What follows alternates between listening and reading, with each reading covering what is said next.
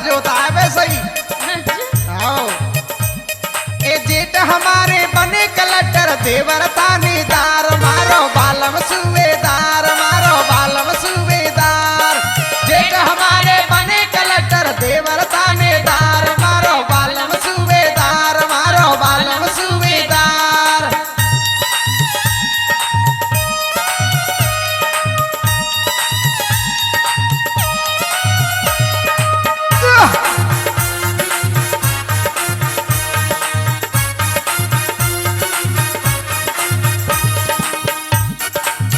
और जेठानी सुने कह दी।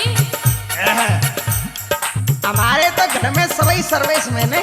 अच्छा और सुन ले हाँ कह दी।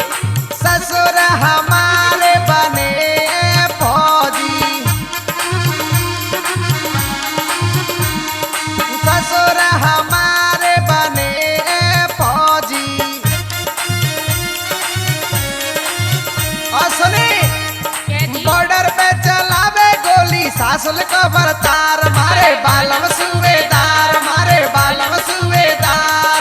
जेठ हमारे बने कलेक्टर देवर थानेदार मारे बालम सूबेदार मारे बालम सूबेदार।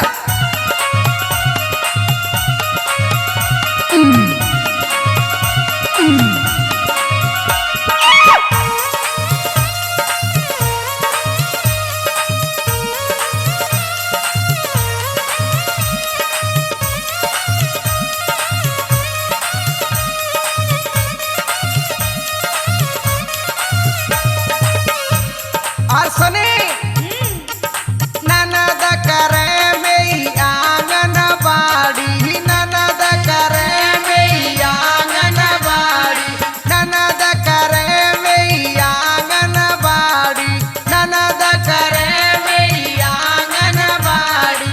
और सुने नंदेव चलावे मारो छोटी मोटर कार मारे बालम सूबेदार मारे बालम सूबेदार। जेठ हमारे बने कलेक्टर देवर थानेदार मारे बालम सूबेदार मारे बालम सूबेदार।